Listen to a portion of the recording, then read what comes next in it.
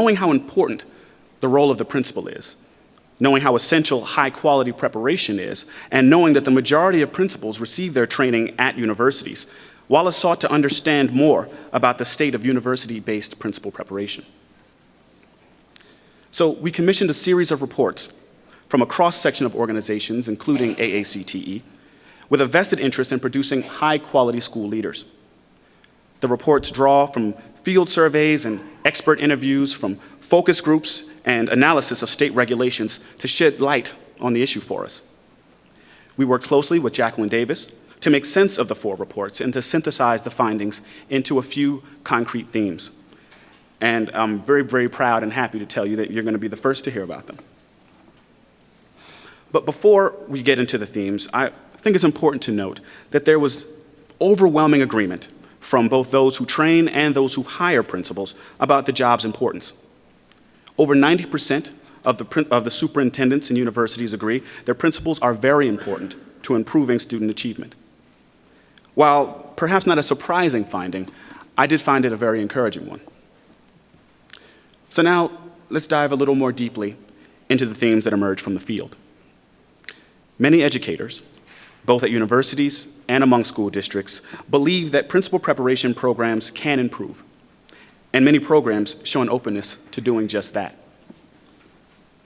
Superintendents from across all districts strongly agree that team building, problem solving and decision making, collaboration and relationship management were critical for school improvement, and they were not alone in this perspective. We also heard from many university-based programs that they're considering these types of improvements as well. But when asked about plan modification to their programs, 96% reported that they would be making some level of change over the next 2 years, with 56 making moderate to significant changes.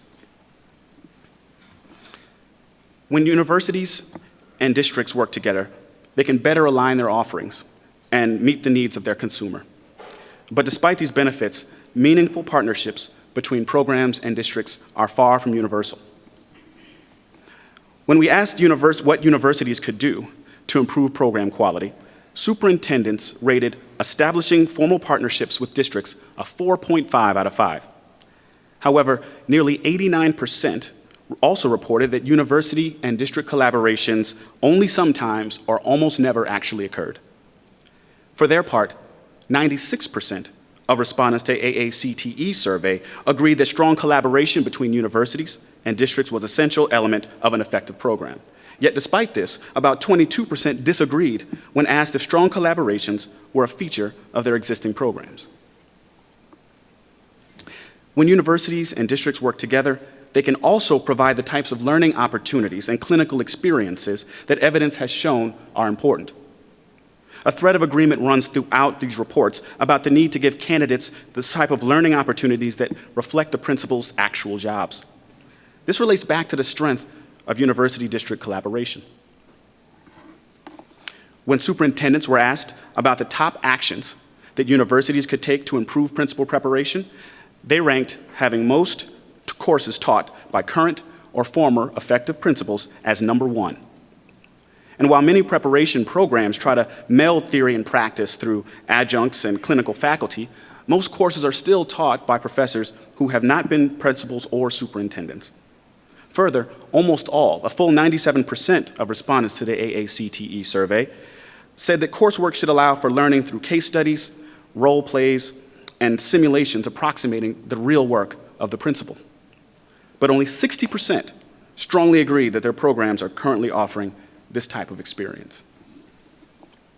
Survey responses also showed that the lack of adequate clinical experience, potentially the most powerful learning opportunity for aspiring principals, is the biggest agreed upon shortfall. University representatives ranked clinical practice as the most essential element for effective preparation, but they also reported that there are a number of barriers to making preparation more clinically robust. Almost half of responses indicated that a lack of funding for clinical experiences could greatly interfere with or altogether impede these types of efforts. Another challenge cited was insufficient funding to compensate district mentors and coaches, and this created a shortage of site-based resources for the programs. Again, we see where stronger district and university collaboration can begin to address some of these issues. Now, I know that this might come as a shock to you, but we also heard from respondents that university and policies and practices can make change very difficult. In general, respondents reported that certain institutional aspects of university-based preparation programs can stifle efforts to improve quality. And the barriers range from a lack of support from university officials to faculty who don't see the need for change to challenges in getting support for clinical experiences in the district. But unsurprisingly, according to the AACTE survey, the #1 barrier that greatly interferes with or altogether impedes program redesign or improvement is a lack of funding. These obstacles are real and hard to remove and can stand in the way of program redesign. But we also learned that there were other actors with a role to play. Our 4 reports also reflected the belief that states could do more to foster high-quality programs.